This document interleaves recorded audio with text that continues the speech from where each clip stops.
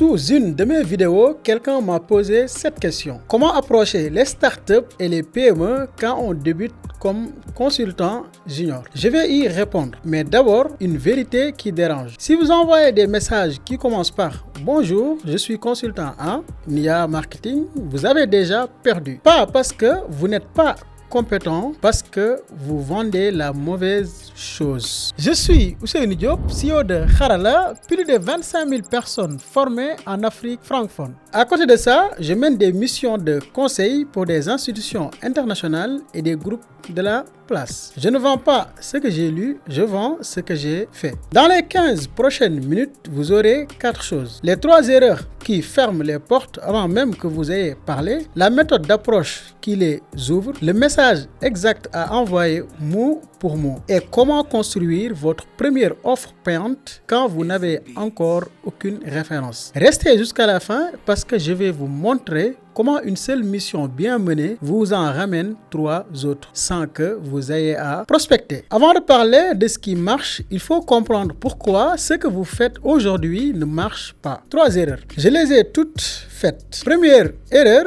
vous vendez vos compétences au lieu de vendre un résultat. Je fais du marketing digital, je maîtrise l'automatisation, je suis développeur web. Pour un patron de PME ou startup, ces phrases ne veulent rien dire. Lui, il pense à 3 choses. Combien j'encaisse ce mois-ci? Combien de clients je perds sans le savoir? Et combien de temps je passe sur des tâches qui ne rapportent rien? Tant que votre phrase d'ouverture ne touche pas l'une de ces 3 choses, elle ne l'atteint pas. Deuxième erreur, vous visez tout le monde. J'aide les entreprises à se digitaliser. Les entreprises, ça n'existe pas. Ce qui existe, c'est un restaurant à Ngor à Abidjan, une école privée à Grand Yoff, un cabinet comptable au Plateau, un grossiste à Adjamé. Chacun a son vocabulaire, ses problèmes récurrents et surtout son réseau. Quand vous choisissez un secteur, vous ne réduisez pas votre marché, vous devenez celui qu'on recommande dans ce secteur. J'y reviens à la fin de la vidéo parce que c'est là que se joue votre croissance. Troisième erreur, le gratuit sans cadre. Travaille gratuitement pour se faire un portfolio sans périmètre, sans livrable, sans date de fin. Vous finissez avec un client qui ne vous respecte pas, un travail que vous ne pouvez pas montrer et aucun chiffre à présenter au suivant. Attention, je ne dis pas que le gratuit est interdit. Je dis que le gratuit sans cadre est un piège. Le gratuit cadré, lui, est une arme. Je vous montre comment l'utiliser dans quelques minutes. Je vous raconte mes débuts en tant que consultant parce que j'ai commencé exactement là où vous êtes aujourd'hui. J'ai démarré sur les plateformes freelance locales et ma première vraie approche s'est terminée par un refus. La réponse tenait en une phrase. Vous êtes trop jeune, vous n'avez encore travaillé avec aucun gros client. Ce jour-là, j'ai compris quelque chose.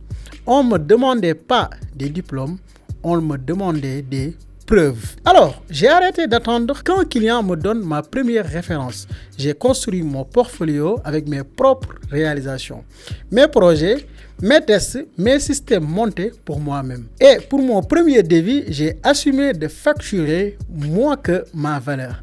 Pas par manque de confiance, c'était un choix. J'achetais des preuves, chaque mission sous-facturée me rapportait un résultat chiffré que je pouvais montrer à la suivante. Vous n'avez pas un problème de compétence, vous avez un problème de preuve. Et la preuve, ça se fabrique. Maintenant qu'on a vidé le sac, voici ce que les PME achètent vraiment.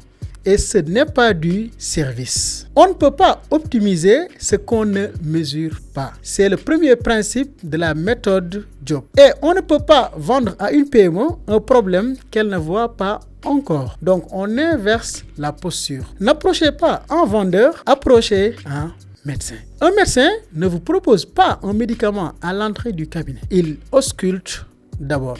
Et c'est parce qu'il ausculte que vous acceptez son ordonnance. Concrètement, ça veut dire une chose. Avant tout contact, vous identifiez une fuite chez le prospect. Une seule, visible de l'extérieur et chiffrable même grossièrement. Première fuite, le temps de réponse. Une boutique qui reçoit des messages WhatsApp le soir et qui répond le lendemain à midi. Pendant ces heures-là, le client a acheté ailleurs. Deuxième fuite, l'absence de capture. Une page Facebook active, des centaines de commentaires et aucun moyen de récupérer un numéro ou un email. Toute l'audience est louée à Meta, rien n'est possédé. Troisième fuite, l'invisibilité locale. Un restaurant sans fiche Google à jour, sans horaire, sans photo. Les gens cherchent, ne trouvent pas, vont chez le voisin. Ce ne sont pas des problèmes exotiques, ce sont les 3 choses que vous verrez chez 8 PME sur 10 autour de vous. Et pour vous montrer que ce n'est pas de la théorie, je prends notre propre cas. Chez Harala, notre temps de réponse aux nouveaux contacts était de 48 heures. On l'a ramené à 4 minutes. Le taux de qualification a augmenté de 34%. Même volume de leads, même équipe, juste sur les délais qui change. Voilà le type de fuite qu'un débutant peut repérer de l'extérieur en 20 minutes d'observation sans jamais entrer dans l'entreprise. Votre mini-diagnostic, c'est ça. 3 à 5 points observables, notés et traduits en argent. Pas en jargon technique, en argent, bien entendu. Vous avez repéré la fuite. Maintenant, qu'est-ce qu'on écrit? Voici le message mot pour mot. C'est ici que la plupart des gens échouent. Pas sur le fond, sur la forme du premier contact. Première question, où trouver ces entreprises? Commencez par votre réseau direct. Votre famille, vos anciens collègues, vos camarades de promo, le commerçant chez qui vous achetez depuis 3 ans, à Dakar comme à Abidjan. La confiance passe par les gens avant de passer par les messages. Un débutant qui commence par du démarchage à froid se rend la tâche 5 fois plus difficile qu'elle ne l'est. Ensuite, le terrain. Les commerces de votre quartier, les événements business, les rencontres tech, les meet-up. Vous n'y allez pas pour vendre, vous y allez pour observer et pour être vu. Et pour le canal, une règle qui évite beaucoup de temps perdu. Les startups et les cadres, c'est LinkedIn. Les PME classiques, les commerçants, les cabinets, c'est WhatsApp et le présentiel. N'inversez pas les rôles. Un patron de quincaillerie ne lira pas votre message LinkedIn. Maintenant, voici le message. 4 éléments dans cet ordre. 1. Une observation précise sur leur business. La preuve que vous avez regardé. 2. La fuite formulée en question, jamais en reproche. 3. Une proposition à 0 risque. 4. Aucun tarif, aucun CV, aucun portfolio à ce stade. Ça donne ceci. Bonjour, Monsieur Sow, je passe devant votre boutique presque tous les jours. J'ai regardé votre page Facebook, vous recevez beaucoup de messages le soir. Les réponses, elles partent le lendemain. À votre avis, sur 10 personnes qui écrivent à 21h, combien achètent encore le lendemain à midi? J'ai passé 20 minutes à regarder votre activité et j'ai noté 3 points comme celui-là. Si ça vous intéresse, je vous les présente en 20 minutes quand vous voulez. C'est gratuit et vous n'avez rien à signaler. Relisez ce message, il ne parle pas de moi.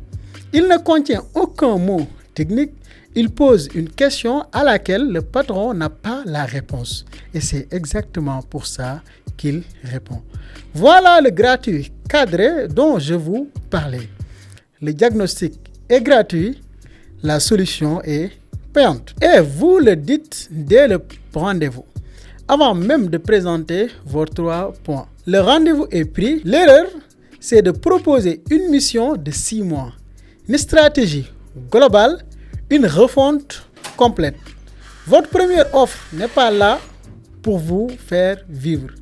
Elle est là pour prouver, donc vous vendez un pilote. Un système, un résultat mesurable, un délai court. 2 à 4 semaines maximum, 3 exemples de pilotes qu'un débutant peut livrer. Le premier, la réponse automatique et la relance WhatsApp. Message d'accueil instantané, question de qualification, relance à 24 heures pour ceux qui n'ont pas répondu. Le deuxième, la capture de contact sur la page Facebook et le site. Un formulaire, une base de données et pour la première fois, le client possède ses contacts. Le troisième, un fichier Google est un système d'avis client. Photo, horaire est une demande d'avis envoyée automatiquement après chaque achat. Une règle avant d'aller plus loin.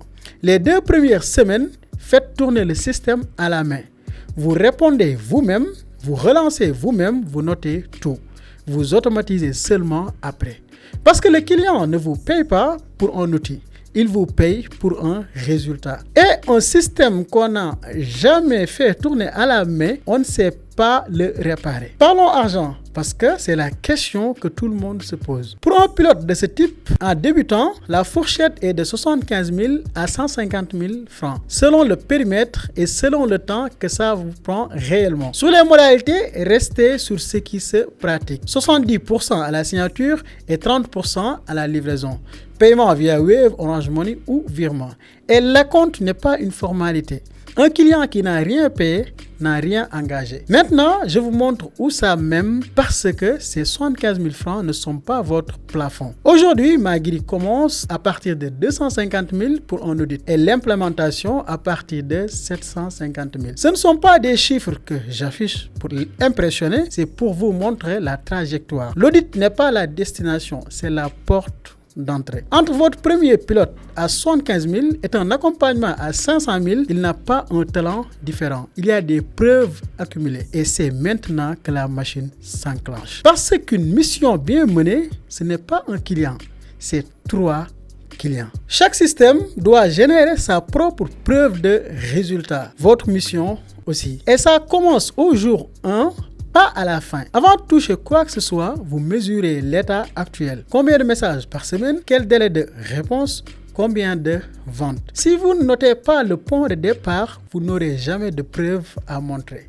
Vous aurez une question. À la fin du pilote, vous repartez avec 3 livrables. Le premier, le résultat chiffré, avant, après, sur une seule ligne. Le deuxième, le témoignage. Et ici, ne compliquez pas. Un audio WhatsApp de 40 secondes où le patron dit ce qui a changé vaut mieux qu'un texte que vous avez rédigé pour lui. Le troisième, et c'est celui que tout le monde oublie, la mise en relation. Une phrase. Dans votre entourage professionnel, qui a exactement le même problème que vous aviez il y a un mois. Posez cette question à chaque fin de mission. C'est ce qui vous évitera de prospecter à froid pendant les 2 prochaines années. Et c'est là que le choix d'une verticale prend tout son sens. 3 clients dans le même secteur et vous n'êtes plus un consultant parmi d'autres. Vous êtes celui qui connaît le métier.